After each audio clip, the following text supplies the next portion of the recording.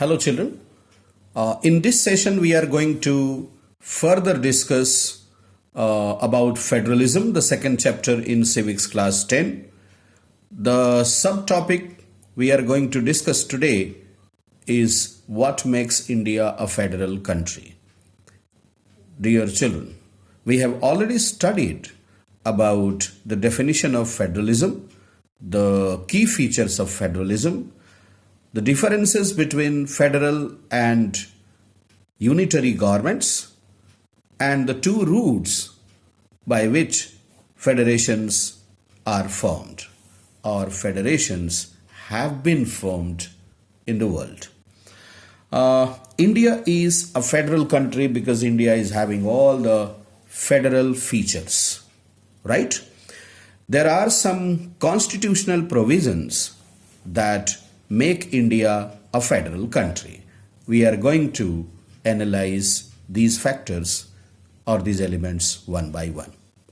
The first one is the provision of the three lists. Dear children, in our constitution, three lists have been given: the union list, the state list, and the concurrent list, right?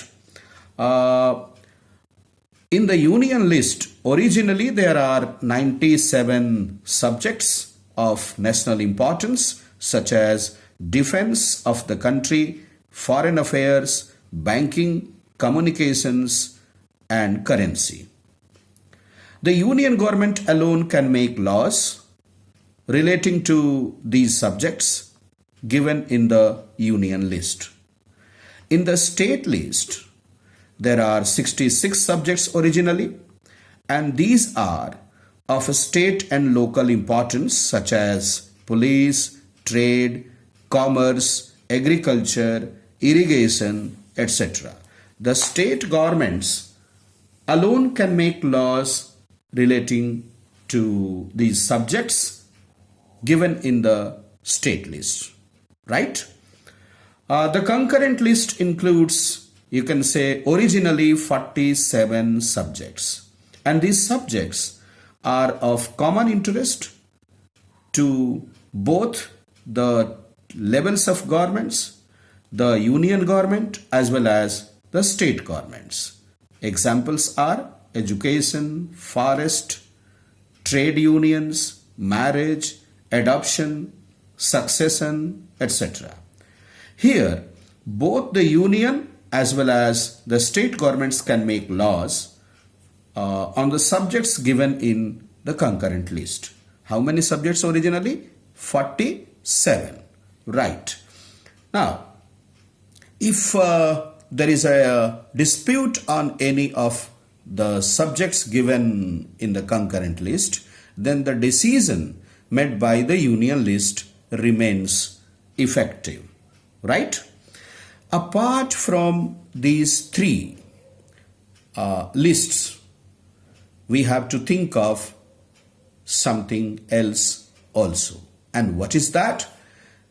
That is the clear-cut division of power and function among the different levels of government. In 1992, 73rd Amendment made some provisions, and the provisions are related to the local self-government. That is, you can say, the third level of government in our country. Right? For the local self-governments also, some powers and functions have clearly been defined in the Constitution of India. Right? So, this is the first point. The second point is the residuary subjects. Now, what are the residuary subjects?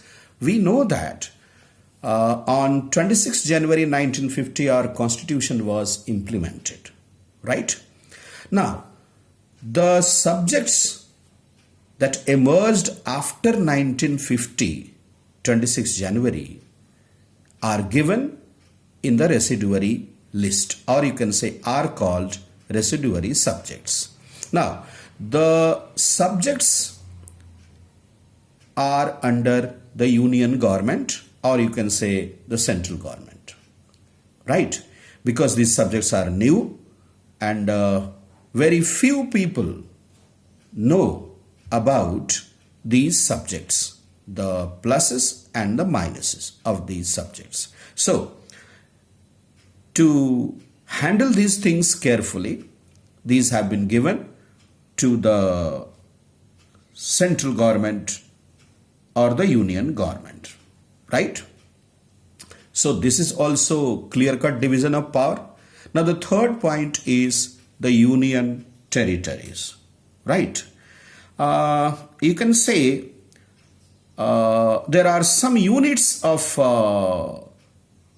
the Indian Union which enjoy very little power in the constitution.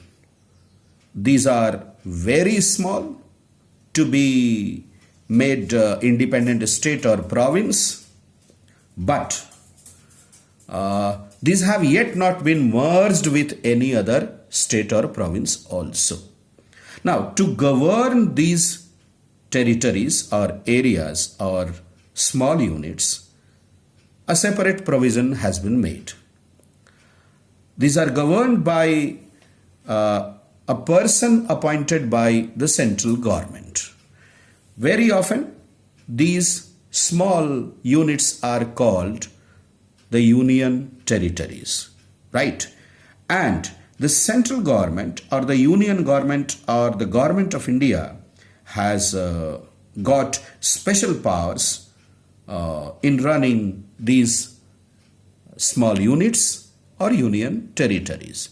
So this is also clear-cut division of power. The fourth point is sharing of power basic to the structure of the constitution. How can we say that the basic structure of the constitution says that the central government will be looking after its own powers and functions? The state governments will be looking after their own powers and functions. And of course, there is a third level of government, that is the local self-government, right? So this is the structure.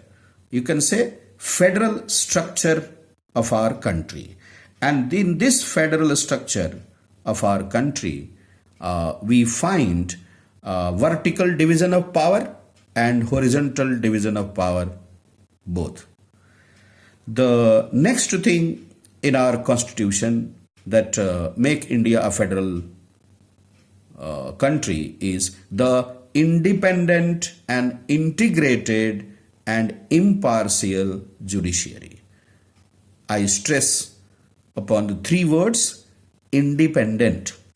Our judiciary is independent from legislature and executive. Clear, I think? Okay. Integrated means what? There are three levels of judiciary in our country. Subordinate courts at district level and high courts at state level or province level, and the Supreme Court at the apex level or the highest level. Now, the powers and functions of the three levels of judiciary have clearly been defined, but they follow the same law. They follow the same constitution. They follow the same procedure, right? And decision given by the lower court can be challenged in the upper court, but under the same constitution. We have to remember that, right? Impartial means what? There cannot be any partiality possible on any ground in the Constitution of India or in the judiciary of India, right? If any level of government wants to bring changes in the Constitution, agreement, or you can say consent of both the houses of the parliament plus you can say uh, recommendation or consent of the state legislatures also required.